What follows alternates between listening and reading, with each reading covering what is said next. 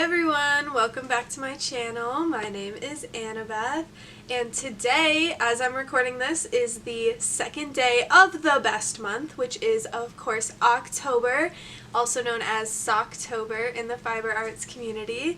So today, among other things, what I thought we would talk about is how I tend to make, create, knit up my version of vanilla socks. Okay, so before we get into the vanilla sock explaining, I guess, it's not like I'm going to be giving you a pattern or anything like that. Like, I'm just literally showing you the current vanilla socks I'm working on and like some of the math, I guess, that I do to figure out different parts of the socks. So before we get into that, I do have some acquisitions, a finished object, and a whip to go through, so we will go ahead and go through those really quickly first. Okay, so the first acquisition that I have isn't entirely knitting related, but I was super excited about it because it literally got delivered today, and I took it out of its package and put it on. So we have my Patient is the Night sweatshirt. This is from Kock Thrice. There's a cute little moth butterfly guy on the sleeve. Then of course we have Enoch from Pottsfield. You have the little cat ears poking up. You got another butterfly guy. It is so stinking cute. As you all know, I love Over the Garden Wall. It is Over the Garden Wall time, it is fall, and when she had the Over the Garden Wall collection a few months ago, I ordered this sweatshirt and another one that I'll show you here in a second, because it's literally one of my go-to comfort watches any time of year, but especially in the fall. And the sweatshirt is so great. It's super soft, super warm, but not too heavy, which is just perfect. So let me show you the other sweatshirt that I got. So the other one that I got was the tricolor of the frog design. So of course there's the lantern and Jason Thunderburger, the frog. And then on the sleeve, nope, not that sleeve, this sleeve, it says, "Ain't that just the way?" We love Greg. We love his frog. We love Over the Garden Wall in this household, so super exciting to get both of those delivered today. My next acquisition is a little bit more knitting related. I went to the library today. I got a weird email that my account was going to expire or something, so I just went in person to get it sorted. Everything's fine. I'm not going to lose my library card. But I did decide to peruse their crafting section, and they had a copy of Knitting the National Parks, which I was super excited to find because in my last video I showed you the worsted weight yarn that I got in the Twice Sheared Sheep fall surprise box, that really nice deep dark green. And one of the thoughts I was having with that yarn is it would be really great for a hat. And this is, of course, 63 easy-to-follow designs for beautiful beanies inspired by the U.S. National Parks. So I'm like, perfect. If nothing else, this will give me inspiration, but I will probably find a pattern that I will want to use this yarn for. So as I was just flipping through, the one that really stuck out to me and is the winner right now is, let me find it, Cuyahoga Valley, Northeast Ohio. It's not that one though. That one has, it's really beautiful, but it has too many colors. I wanted like a 1 or 2 color, well obviously a 2 color because they're all like color work beanies, pattern for it. Okay, so this is the one that I am landing on, that I'm planning on making currently. This is the design for Badlands National Park in South Dakota. And funnily enough, Badlands is a park that I do hope to visit one day because it's so unique. Like so many of the other parks, it's like, oh, beautiful trees and waterways and mountains and all this fun stuff. And then Badlands, it's just, it has its own beauty in the like striation of the sedimentary rock and just the sheer barrenness of it, which is kind of weird to say that that's beautiful, but it is. And there's so much like geological history and activity, and I want to visit it someday. And this pattern is perfect for that yarn because I can use the dark green for like the background color, and then I'll have to look through my stash. I'm pretty sure I have some leftovers in a worsted weight to make the mountains out of. I think I have some in like a white or a light blue or something, but I know for sure I have some leftover from my As If tee. I'm pretty sure that was a Malabrigo Rios yarn that I used. And it's like a really dark, like purpley gray. And I think that could also be very beautiful for a very low contrast version of that mountain motif that's in here. So yeah, I have this for a couple weeks. Maybe I'll make it in time. I don't know. I don't think it's in high demand right now from my library, so I'll probably be able to renew it if I don't get to it by then.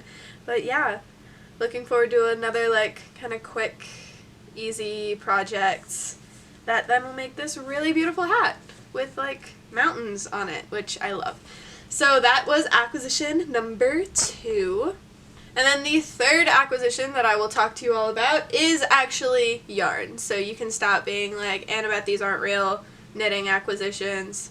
It's not yarn. Here's some yarn, buddy. Alright. I don't know how bad the crinkling is going to be, so let me go ahead and like take some of this out really quick. Okay. Most of it's taken out. If there's a little extra crinkling, I apologize. So this yarn got to me way faster than I thought it would. This is my order from the Little Foxes Wicked collection, and it came last week, which is only like, I think a couple weeks.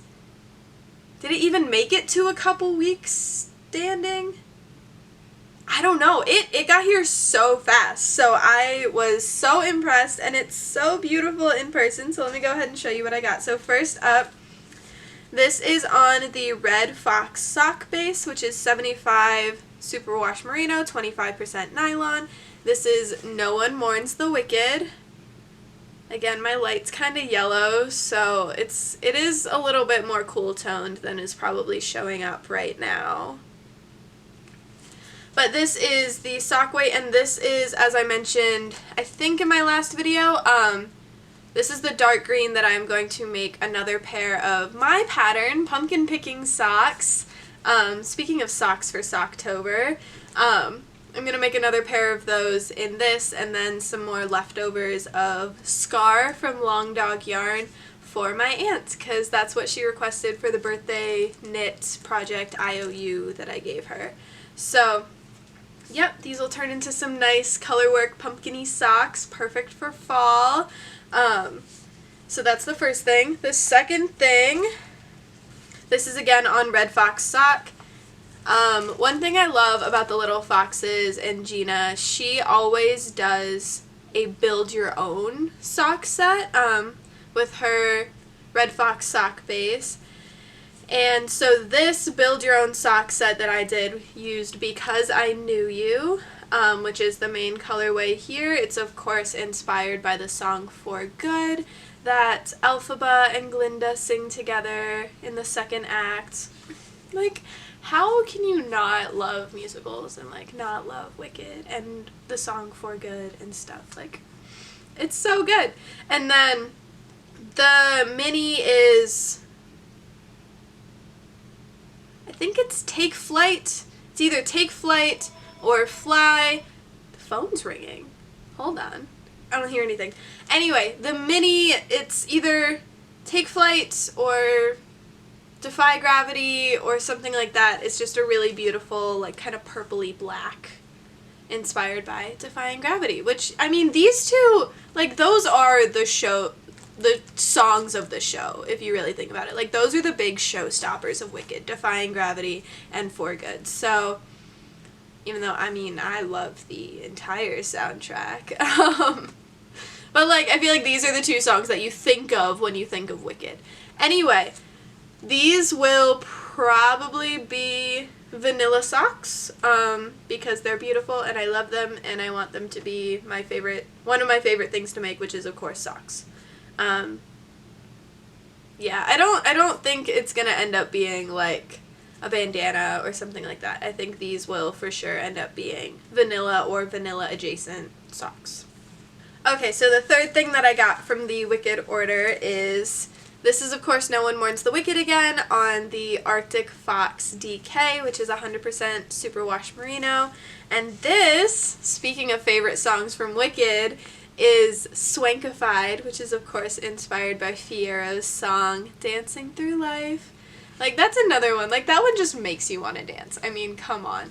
But these two, I got four skeins of No One Mourns the Wicked and one of Swankified, because I'm going to finally jump on the sheep camp train. Rachel from Rachel is Knitting and also Rachel from Anthro Knits over on Instagram have both made sheep camps, and I am so jealous of them. It's so beautiful. And they both did kind of like same color family ones. So like Rachel is Knitting Rachel's was dark purple main color, light purple contrasting color, and then Anthro Knits Rachel's was dark blue and then kind of like a bluish gray. So I decided I wanted to join in, and mine was going to be green. So here we are. There's a good chance this is going to jump the line, because I thought I was going to wait like a month or two for this yarn, and I didn't.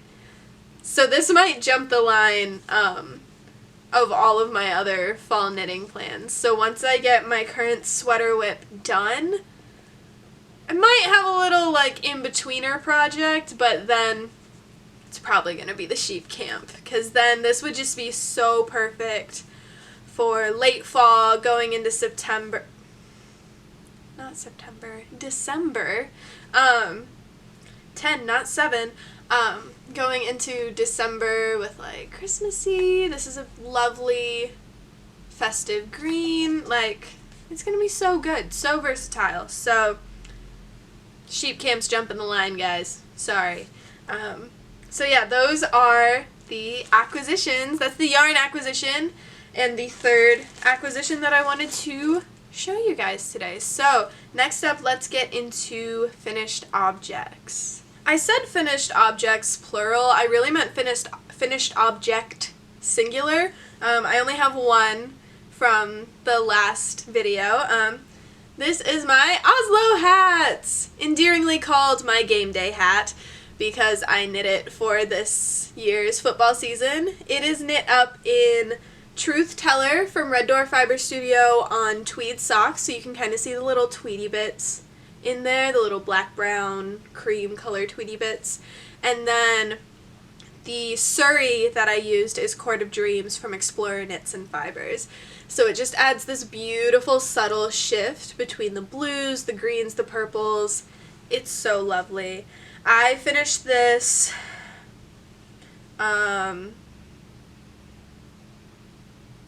not this past Saturday, because I'm recording this on a Monday, but the Saturday before that, when we didn't travel to that week's game, so I was able to just sit on the couch, knock out the crown decreases, and we were good to go. So let's try this on.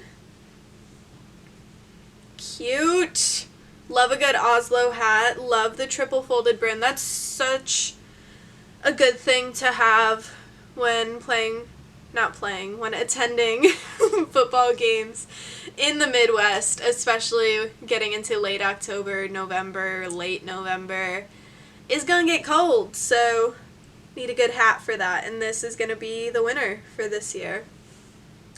I love Oslo hats.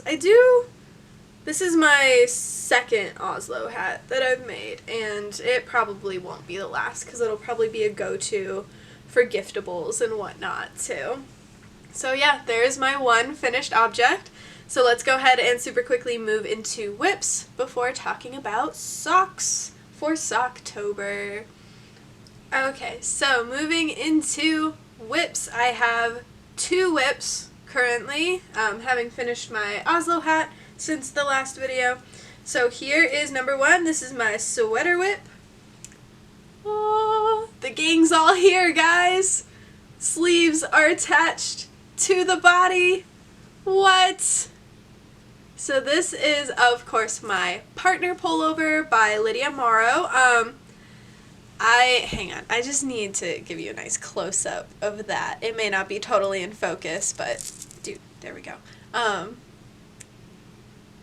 I knew mixing the color work patterns was a great idea, but seeing it on my needles, having been created by my hands and actually working, amazing.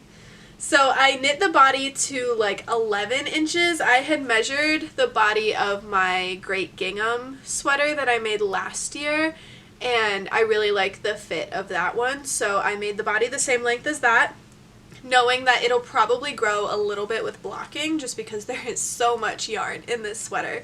And then, yeah, we are slowly but surely working on the yoke decreases. There's one of the contrast columns that follows the raglan decreases up the yoke. And let's see, what row am I on? I'm on row 10 of the yoke decreases. I think my size had 28 rows for yoke decreases. So we're getting there. We're getting there. It's so exciting. So this is the sweater whip that I mentioned earlier that I will need to get done, and maybe do an in-between project before, maybe my National Parks hat will be the in-between project. Who knows? Before I get started on my sheep camp. But this, right now, we are on track for this to be my birthday sweater this year.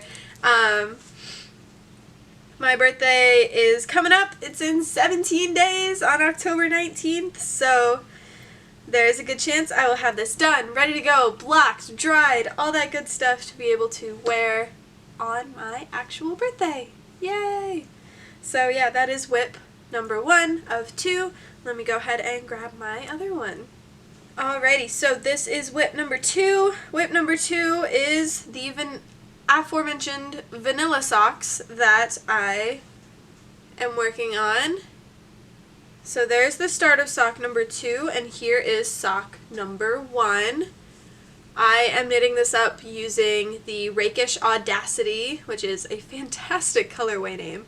Rakish Audacity sock set from Red Door Fibre Studio. So main colorway is Rakish Audacity. Contrast color is Evasion, I believe. And this, of course, will be a colorway that comes back when she eventually does the D&D Club collection. I think at this point it's scheduled for early next year, like maybe February, because she just had her Once in a Blue Moon drop.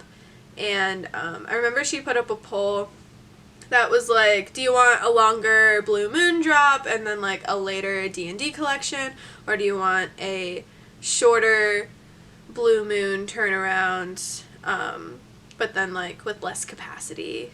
And I think we all voted, well, not all of us, but most of us voted for larger capacity for Blue Moon and delay D&D, which like, that makes sense too, because all the Blue Moon collection colorways were gorgeous.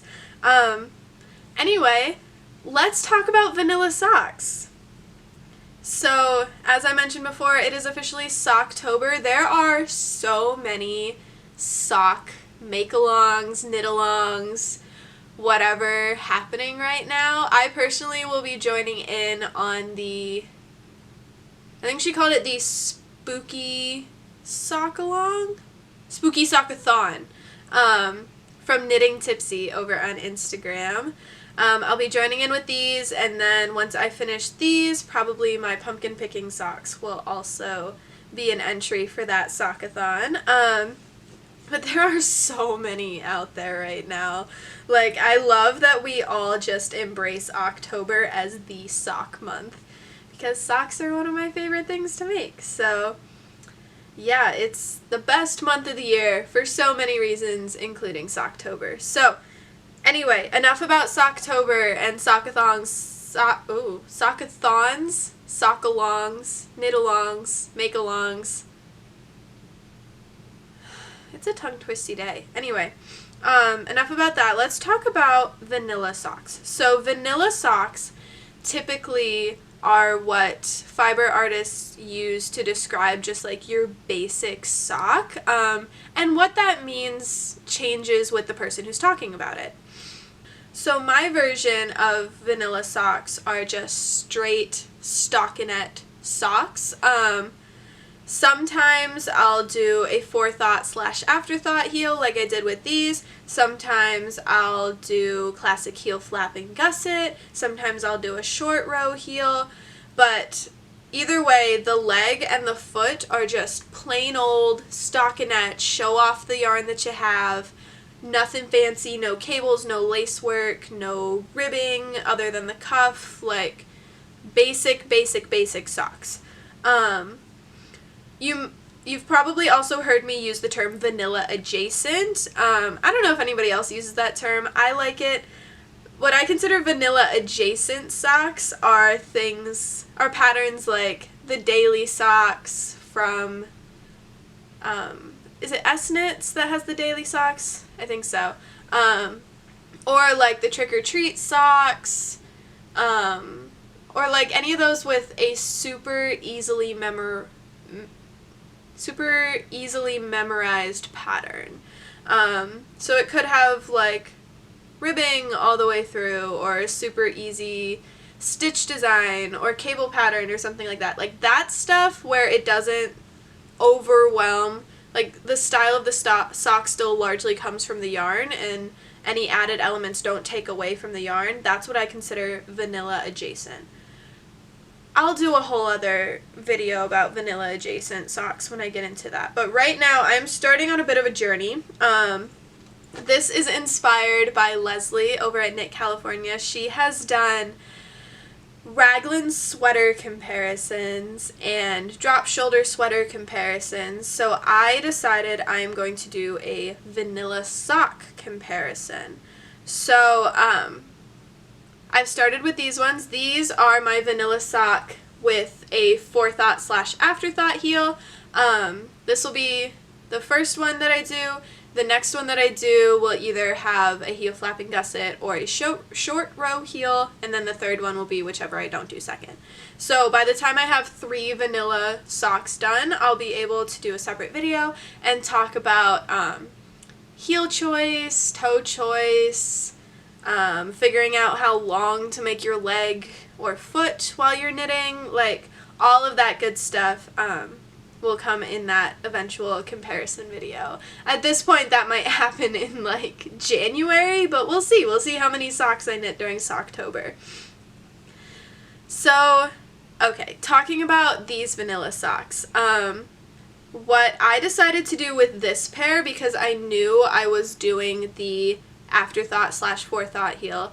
Hang on, let's talk about that first. So when I say afterthought / forethought heel, there are some people that will just go from the top, go from the cuff, and just knit a long tube until they're ready to knit their toe. And then they'll go back and they will figure out where to place the heel after they're done with their toe, and then they will actually cut the yarn there and pick up stitches around and knit basically another toe for the heel. As you can see, they literally match. Like if I hide this, it just looks like a weird bean shape. I don't even know. So that's what's considered an afterthought heel. It is thought and done after you knit everything else. What I do, most people consider a forethought heel. So I will start at the top, I will knit the length that I want for my leg, and then I will actually put in a piece of scrap yarn across the 32 stitches that will border my heel, I guess. And so I'll knit scrap yarn into that, and then I'll go back and pick up again, knitting into the scrap yarn and then around for my foot and toe. So that way, I mainly do that because I'm lazy and I don't want to have extra ends to sew in. So after I'm done with the toe at that point, I go back to where I placed my scrap yarn, and I pick up stitches right above, so in the row above and in the row below, the row where I placed the scrap yarn, I take the scrap yarn out. It doesn't work quite like a ripcord. I wish it did. I have to be a little bit more careful than that. But then I have the gap to knit up the second toe, which becomes my heel. So that's what I mean by afterthought, forethought heel. So what I did with this pair, going back to that, I realized that the toe that I wanted to use, knitting at my gauge and my size, which is 64 stitches, this toe tends to be about 1.5 inches in length that I do. This is just your standard wedge toe where you decrease every other round. I didn't do the one where you like decrease every other round to like here, and then you decrease every round to give like more of a rounded toe. This is just your standard wedge toe. So this ends up being about 1.5 inches of knitting length, this gray part right here. So I realized if I make my cuff also 1.5 inches, so the same length as my toe, if I make my cuff 1.5 inches, then I will be able to use, let me get it out, my sock ruler. And if you don't know about these are the sock rulers from Twice Sheared Cheap. They have a standard inch and centimeter ruler on the back, and then they have US shoe sizes for kids, women, and men on the front.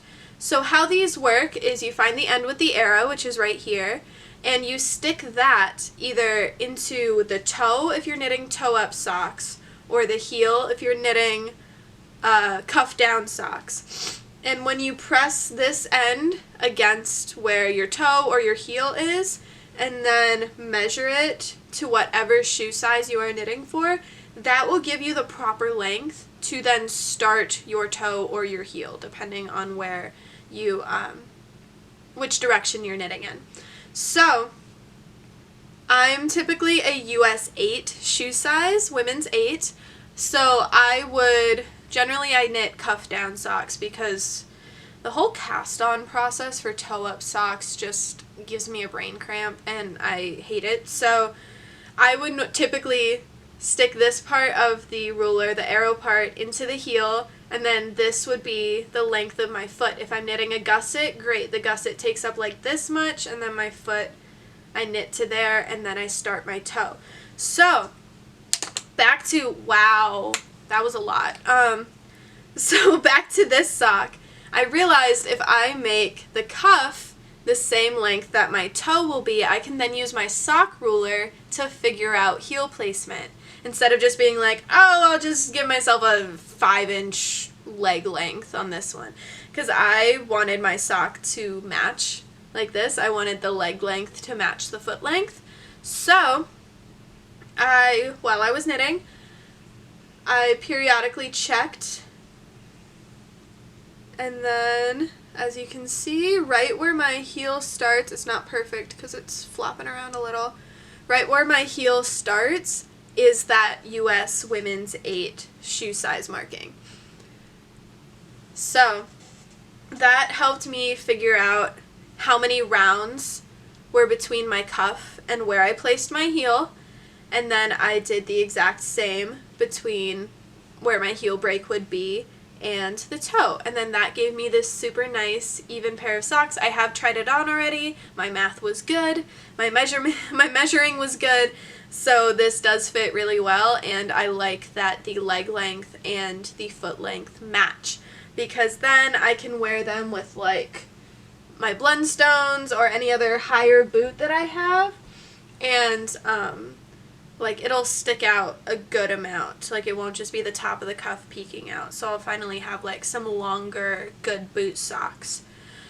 So yeah, that's how I decided on that and how I used my sock ruler for that. So then once I got to, I think it ended up being 69 rounds of the stockinette portion, I put my scrap yarn there for my forethought heel, knit another 69 rounds, and started, I actually knit 68 rounds in the main color on the foot and then knit the 69th in the contrast color because I'm weird and I wanted the decrease, because if you think about decreases, another tangent, if you think about decreases, when you decrease, it's actually the row below that then gets that overlap stitch, and I wanted the overlap stitches to be in the contrast color instead of in the main color. I wanted the main color to only have 64 stitch rounds on these socks.